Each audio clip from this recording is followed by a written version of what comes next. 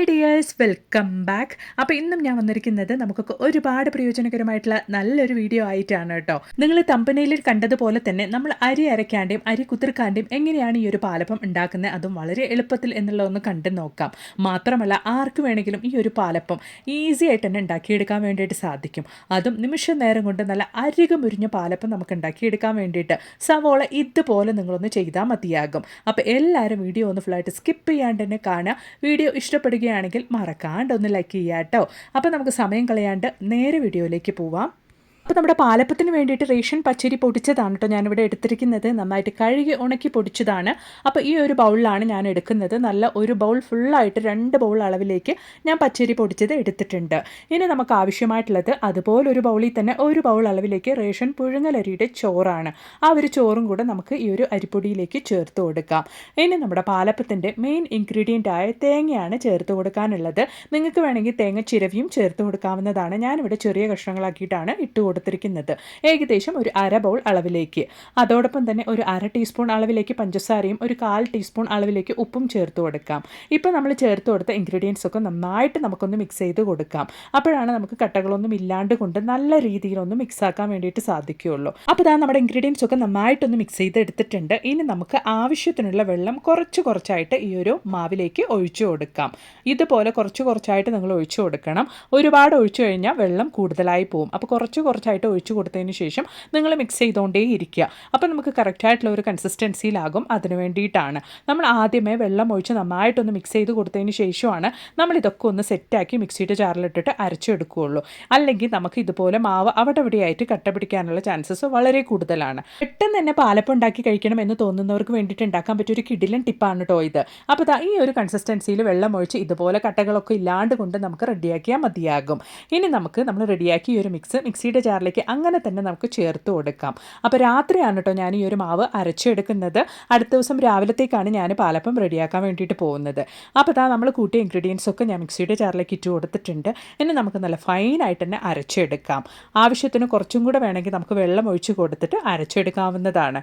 വെള്ളം ഒഴിച്ചു കൊടുക്കുമ്പോൾ ഒരുപാട് വെള്ളം ഒഴിച്ചു കൊടുക്കാണ്ട് കൊണ്ട് കറക്റ്റ് കൺസിസ്റ്റൻസി തന്നെ വരത്തക്ക രീതിക്ക് വേണം ഒഴിച്ചു കൊടുക്കാൻ വേണ്ടിയിട്ട്. അപ്പോൾ പാലപ്പത്തിന് വേണ്ടിയിട്ടുള്ള നമ്മുടെ ബാറ്റർ ഇവിടെ റെഡി ആയിട്ടുണ്ട്. ഇനി നമുക്കിതൊരു പാത്രത്തിലേക്കൊന്ന് മാറ്റി ഒഴിക്കാം. ഈ ഒരു രീതിയിലാണ് പാലപ്പത്തിനുള്ള മാവ് അരയ്ക്കുന്നതെങ്കിൽ ആർക്ക് വേണമെങ്കിലും എളുപ്പത്തിൽ തന്നെ ഇതുപോലൊരു ബാറ്റർ അരച്ചെടുക്കാൻ വേണ്ടിയിട്ട് സാധിക്കും. അപ്പോൾ ഈ നമ്മുടെ പാലപ്പത്തിനുള്ള ബാറ്റർ ഇവിടെ റെഡി ആയിട്ടുണ്ട്. ഇനി കൈ നന്നായിട്ട് കഴുകിയതിന് ശേഷം നമുക്ക് നമ്മുടെ ബാറ്റർ ഇതുപോലെ നന്നായിട്ടൊന്ന് മിക്സ് ചെയ്ത് കൊടുക്കാം. മിനിമം ഒരു 5 മിനിറ്റ് എങ്കിലും നമ്മുടെ മാവ് ഇതുപോലെ നമ്മൾ കൈ ഉപയോഗിച്ചൊന്ന് മിക്സ് ചെയ്ത് കൊടുക്കണം. നമ്മുടെ കയ്യിലുള്ള ഗുഡ് ബാക്ടീരിയാസ് നമ്മുടെ മാവ് നല്ല രീതിയിൽ തന്നെ പുളിക്കാൻ വേണ്ടി സഹായിക്കും. അതോടൊപ്പം തന്നെ ഇനി നമുക്ക് ആവശ്യമായിട്ടുള്ളത് ഒരു സവോളയാണ്. ഈ ഒരു സവോള നിങ്ങൾക്ക് കണ്ടാലറിയാം. ആ ഒരു മുന്നിലുള്ള ഞെട്ടുഭാഗം ഞാൻ എടുത്തിട്ടില്ല. അതുപോലെ തന്നെ പുറകുവശവും കട്ട് ചെയ്തിട്ടില്ല. തോല് മാത്രം എടുത്ത് നന്നായിട്ട് ഈ ഒരു സവോള കഴുകിയതിന് ശേഷം നമ്മുടെ പാലപ്പത്തിൻ്റെ മാവിലേക്ക് ഈ ഒരു സവോള ഇതുപോലൊന്ന് ഇട്ട് കൊടുക്കാം. എല്ലാവർക്കും ഒരു സംശയം ഉണ്ടാകും, പാലപ്പത്തിൻ്റെ മാവിൽ ആ ഒരു സവോളയുടെ ചുവ വരില്ലേ എന്നുള്ളത്. ഒരു ടേസ്റ്റ് വ്യത്യാസവും ഉണ്ടാവില്ല, മറിച്ച് നല്ല ടേസ്റ്റ് ആയിരിക്കും നമ്മുടെ പാലപ്പത്തിന്. അപ്പോൾ അടുത്ത ദിവസം രാവിലെ, അതായത് മിനിമം ഒരു 8 മണിക്കൂർ സമയത്തേക്കെങ്കിലും നമ്മൾ റെസ്റ്റ് ചെയ്യാൻ വേണ്ടിയിട്ട് വെക്കണം. അപ്പോൾ അടുത്ത ദിവസം രാവിലെയാണ് ഞാൻ ഈ ഒരു പാത്രം നിങ്ങൾക്ക് ഓപ്പൺ ചെയ്ത് കാണിക്കുന്നത്. നല്ല കറക്റ്റ് കൺസിസ്റ്റൻസി തന്നെ നമ്മുടെ പാലപ്പത്തിൻ്റെ മാവ് പൊന്തി വന്നിട്ടുണ്ട്. നിങ്ങൾക്കത് കണ്ടാൽ തന്നെ മനസ്സിലാക്കാൻ വേണ്ടിയിട്ട് സാധിക്കും. പാലപ്പത്തിന് എപ്പോഴും മാവ് പുളിച്ചു വരുന്ന സമയത്ത് ഒരുപാട് പുളിച്ചു കഴിഞ്ഞാൽ പാലപ്പം ആ ഒരു ചട്ടിയിൽ നിന്ന് വിട്ട് കിട്ടുകയില്ല, ഒരുപാട് ഒട്ടിപ്പിടിക്കും. മാത്രമല്ല ഒരു ടേസ്റ്റും ഉണ്ടാവില്ല കഴിക്കാൻ വേണ്ടിയിട്ട്. ഈ ഒരു രീതിയിലാണ് നമ്മൾ പുളിപ്പിക്കുന്നതെങ്കിൽ നല്ല കറക്റ്റായിട്ട് തന്നെ നമ്മുടെ പാലപ്പത്തിനുള്ള മാവ് നമുക്ക് പുളിച്ച് കിട്ടും. അപ്പോൾ ഒരു സവോള ഞാൻ മാവിൽ നിന്നും ഇതുപോലൊന്ന് എടുക്കുന്നുണ്ട്. നന്നായിട്ട് കഴുകിയതിന് ശേഷം നമുക്ക് ഈ ഒരു സവോള ഉപയോഗിക്കാൻ വേണ്ടിയിട്ട് സാധിക്കും, വലിച്ചെറിയണം എന്നില്ല. അപ്പോൾ നമ്മുടെ പാലപ്പത്തിൻ്റെ മാവ് നിങ്ങൾക്ക് കണ്ടാലറിയാം നല്ല കറക്റ്റ് കൺസിസ്റ്റൻസി തന്നെ റെഡി ആയിട്ടുണ്ട്. കുറേ കൂടെ നല്ല തിക്കായിട്ടുണ്ട് നമ്മുടെ പാലപ്പത്തിൻ്റെ മാവ്. ഇതിലേക്ക് കുറച്ചും കൂടെ വെള്ളം നമുക്ക് ഒഴിച്ചു കൊടുക്കാവുന്നതാണ്. അപ്പോൾ സവോള നന്നായിട്ട് കഴുകി എടുത്തിട്ടുണ്ട്. ഇത് നമുക്ക് വലിച്ചെറിയേണ്ട ആവശ്യമില്ല, ഉപയോഗിക്കാവുന്നതാണ് കേട്ടോ.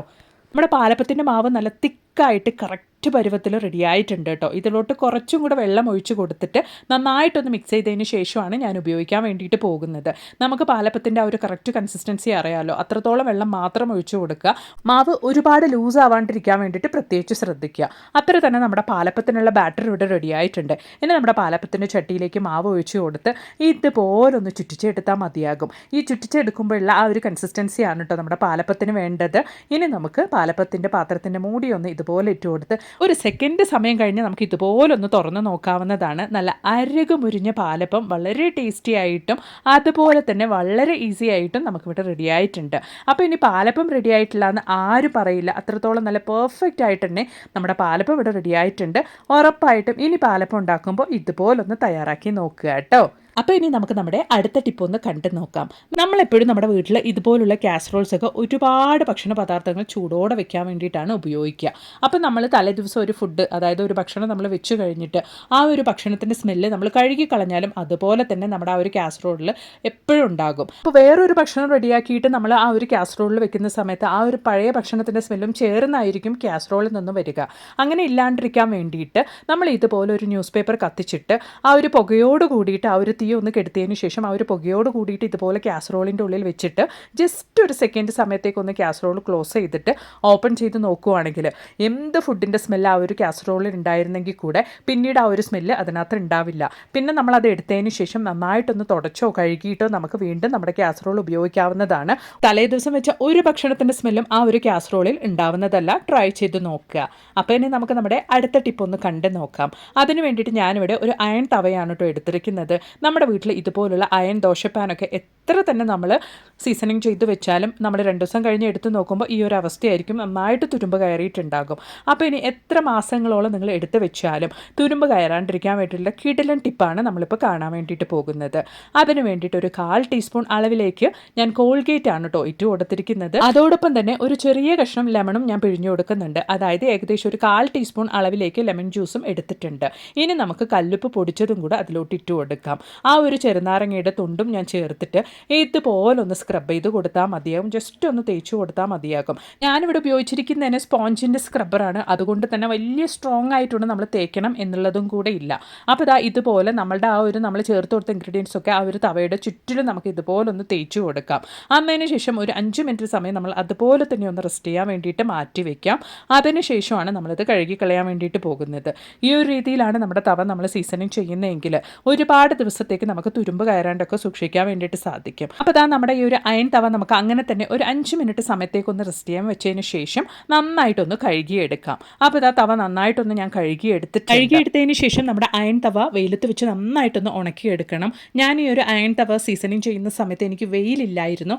അതുകൊണ്ട് തന്നെ ഞാനിവിടെ കിച്ചൺ ടവൽ ഉപയോഗിച്ചിട്ടാണ് ഒട്ടും തന്നെ വെള്ളം ഇല്ലാണ്ട് കൊണ്ട് ഇതുപോലൊന്ന് തുടച്ചെടുക്കുന്നത്.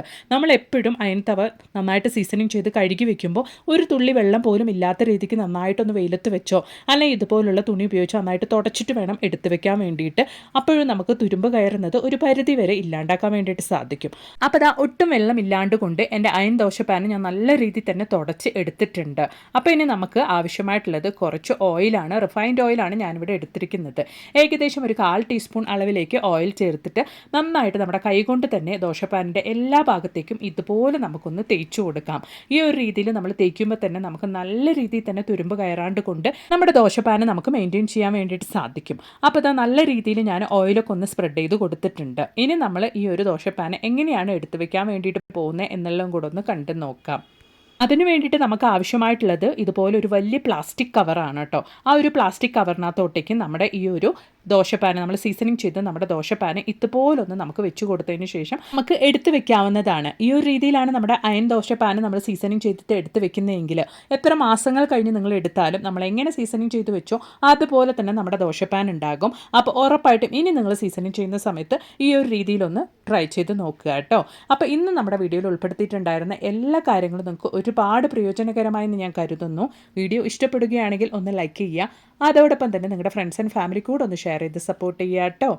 മാത്രമല്ല നല്ല കുറേ വീഡിയോസ് ഞാൻ എൻ്റെ ചാനലിൽ ഉൾപ്പെടുത്തിയിട്ടുണ്ട്. നിങ്ങൾ അതും കൂടെ ഒന്ന് കയറി ചെക്ക് ചെയ്ത് നോക്കുക. അപ്പോൾ ഇനി ഒരു പുതിയ വീഡിയോ ആയിട്ട് നിങ്ങളുടെ അടുത്തേക്ക് വരുന്നത് വരയ്ക്കും എല്ലാവർക്കും ബായ്.